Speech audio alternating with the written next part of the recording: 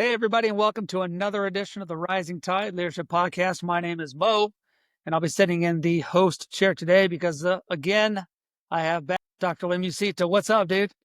It's always great to spend the time with you talking about leadership. And yeah, let's get into it. Man, today we are talking about leadership lesson number 5, making it up. Man, I love that. Why don't you take us through what was the inspiration behind this title? Man, making it up. I mean, don't be fooled by the title. You're not really just making it up.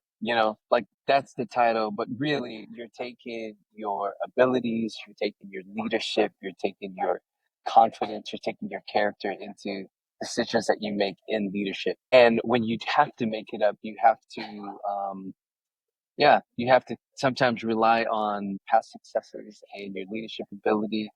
And you may not have all the information, but you got to trust your leadership. Why don't you take us through the Seth Godin line in your article and what immediately resonated with you as a leader? Yeah. So he was talking about how like sometimes you just have to make it up. And then the post was, is there any other way to make it up?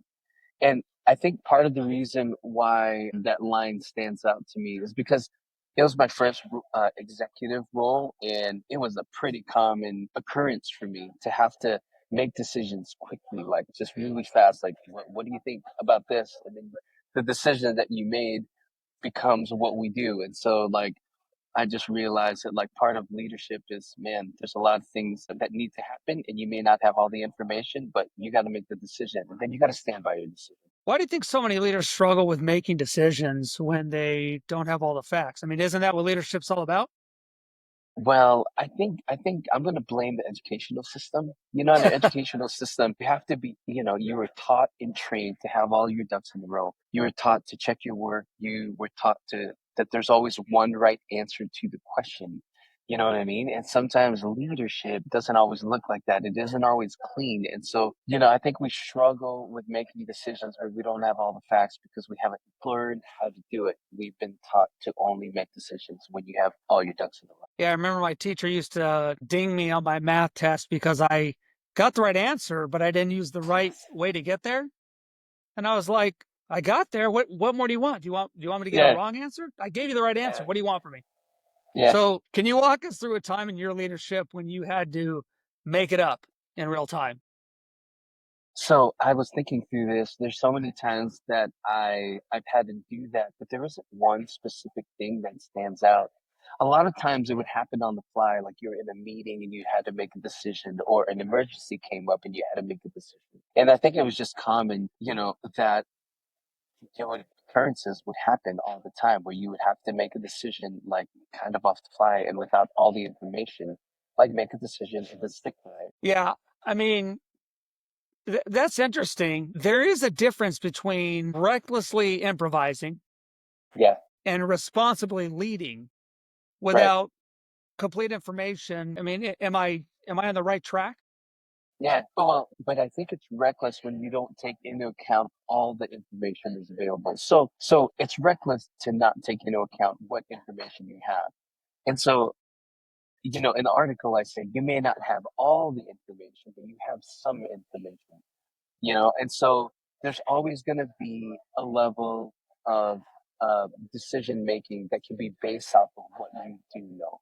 And you may not have all the information, but you can make decisions on what you do know. And I think that's the responsible way to do it. So the reckless way to do it is not to take any information into account. The responsible way to do it is to take as much information as you have into account. But sometimes you got to do it quickly. How does a leader learn to trust their judgment in high pressure situations? I think you trust your own judgment based off of past experiences and past successes, because you've made good decisions in the past. You can trust your decision making ability. But if you're put in a leadership situation where you haven't been able to do that, you don't have any experience in high pressure situations, then you might need to rely on people in your team, those around you, to kind of help you make those decisions. You say that leaders often have more context than they realize. How can a leader become more aware of their unique perspective?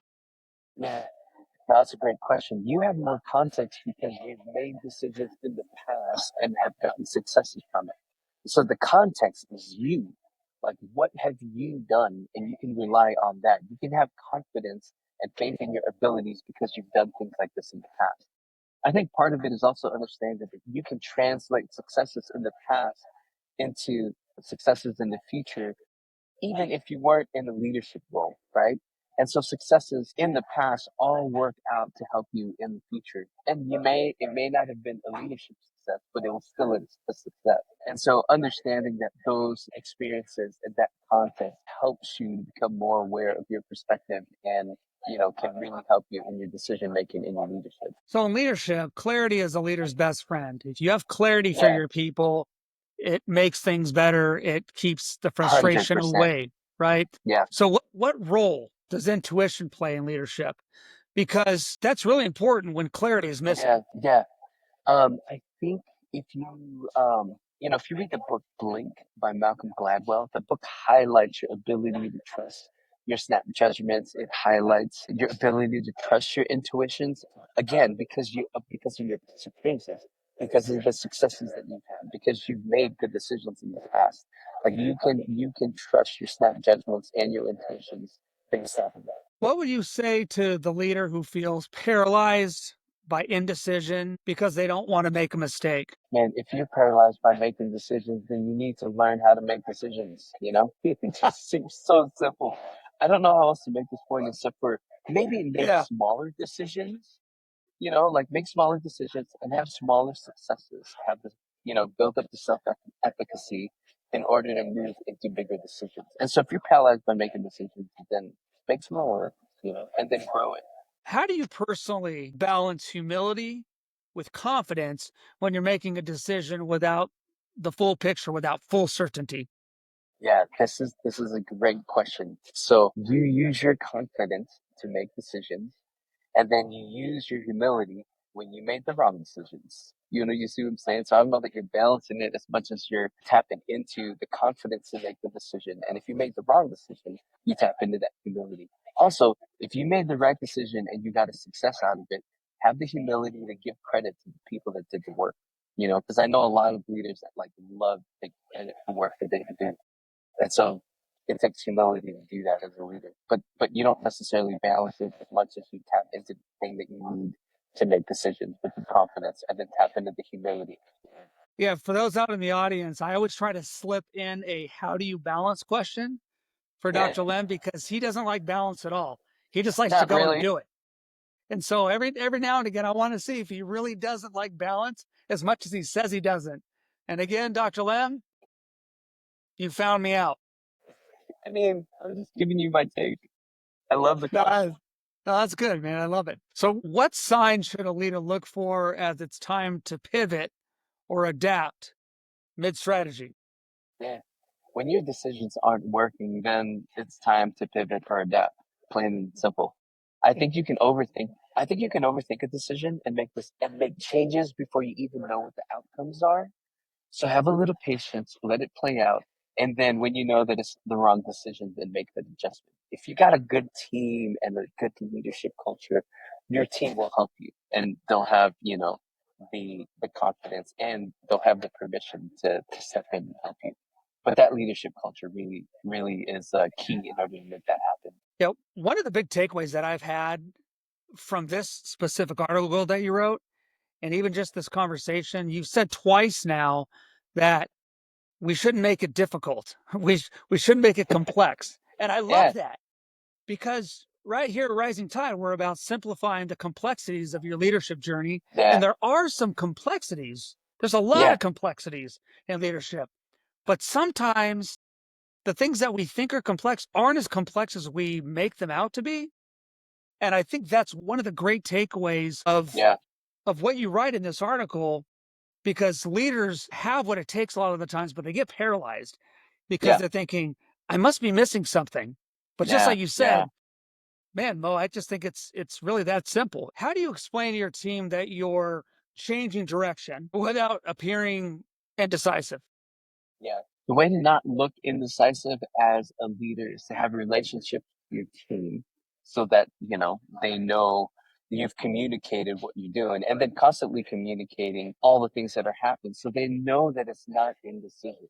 you've included them in the process. They know that it's just an adjustment. And if they have clear understanding of where you're headed as a leader, then it'll make sense and it won't look like indecision. See what I'm saying? So yeah, having that relationship with your team, having clear, compelling vision, and then the team will understand, yeah, this isn't indecision, it's just an adjustment to the goal because the vision is clear. One of the phrases that I heard early on in my leadership journey and has stuck with me until this day, some 30 years later, is blessed are the flexible, for they shall Yeah, not be broken. Talk to me yeah. about flexibility and how that can be a strength for a leader. Yeah, I think flexibility is in, well, like you just asked, like in the leader. But as long as the vision is clear for everyone, you know, then it's about the vision and it's not about the leader. So flexibility is for the vision of the organization. That's what I'm talking about here. Flexibility is for the health of the team. You know what I mean? And so, but like the thing that allows you to be flexible is a clear and compelling vision. If that's clear for everybody, then it's just the necessary steps that you need to make in order to get to where you need to be going as an organization. You also mentioned in the article that waiting for perfect clarity can be dangerous. I love clarity. So, can you expand on that? I mean, back to the educational system and having all your ducks in a row. Like if you wait till you're ready, if you wait till you have all your ducks in a row, you're going to be waiting a long time because you know, like sometimes they just never get all in a row when you're in leadership and in an organization. And then it looks like indecision because you haven't made a decision because you're waiting to get all your ducks in a row. Sometimes you're just going to need to make that decision and then you can adjust along the way. So yeah, clarity, like perfect clarity sometimes never comes, but you have some clarity. That's the point. You have enough information to make the best decision that you can make. So yeah, the article is about when you don't have all the information. You can still make that decision. Let's talk about practical advice. What advice would you give to a young or even emerging leader who's afraid that maybe they don't have enough in their quiver yet to lead? They Yeah. want to lead well. What do they do? Yeah, I think you can use what you have and make decisions with what you're able to with what you have. But I think the bigger thing here is that you can work through the fear by identifying what's driving that fear. You see what I'm saying? Like if you have fear about making a decision, the work isn't about the decision, the work is what's driving that fear. And so if you can figure out what's driving that fear, it'll help you make that decision. A lot of times the fear is what will people think of me?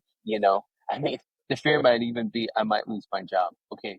So yeah, why do you have that fear? You know what I mean? And maybe you're not ready. So like let's get ready so that we don't have that fear.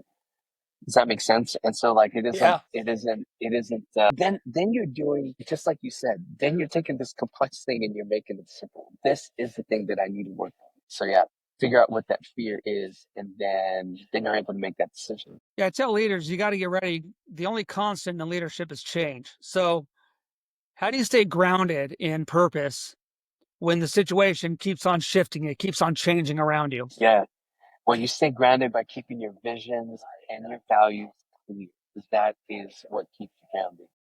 And if you're going to be in leadership, situations are going to be changing. Like that's just a part of any organization. That's a part of any leadership role. Like every leadership situation has changing environments and it involves fickle emotions. It involves people. It involves things that are way out of your control. Like you said, change is inevitable, but like leadership can be the constant thing. What's going to keep you grounded is a clear and compelling vision and the foundation of your values. That's why we keep talking about it pretty much every episode. If we want to help our leaders grow leaders and create a leadership culture, how do you build a leadership culture where making it up, as we're talking about in this Yeah, article, is accepted as part of growth and not weakness? I think you create that leadership culture by modeling it. And you also create that leadership culture where you only make it up when you need to, right? Most of the time, you're going to make the best decision with all the information available to you. But making it up can't be the norm. Does that make sense? Like as a leader, you have to model that. And so, in a leadership culture where you're making it up all the time, it's a tough leadership culture to be in because it's not solid. But if you model correctly that, here's our vision and values, this is what we got to do, and sometimes you got to make it up, then I think that works. What's your final encouragement for those leaders who feel like they might be in over their head, but they really want to lead well? Man, if you feel like you're in over your head and you still want to lead well, welcome to leadership. You're always in over your head. I mean, if you're leading, there's always going to be more that you can do. There's always going to be more that you can get done today, and you don't get it done. So you'll have to make the best decision that you can to get what you can get done today and do what you can tomorrow. It never ends, but have faith in your leadership and confidence in your decision making ability. You've had successes in the past. You will continue to have successes. And if you make some wrong decisions, stand by it as a leader and then keep working through it. You can do this. Yeah, that's why we keep having these conversations. Get out there, do the good stuff, and you'll never be faking it. You'll actually be doing good leadership. You just won't know it until you're 10 years down the road and you look back at it and say, I'm glad that I stepped out, which is really what this article is about. You've Yep. got what it takes, do what you got to do to move into the leadership realm and help your people. And so don't forget to subscribe, like, share to the Rising Tide Leadership Podcast. Sign up for our monthly newsletter. We give you the good stuff, leadership tools, book recommendations, exclusive bonus content, all for free. We Yep. don't sell you information. Dr. Yes, Lem, sir. thanks All so much right. for being here. I look forward to the next one.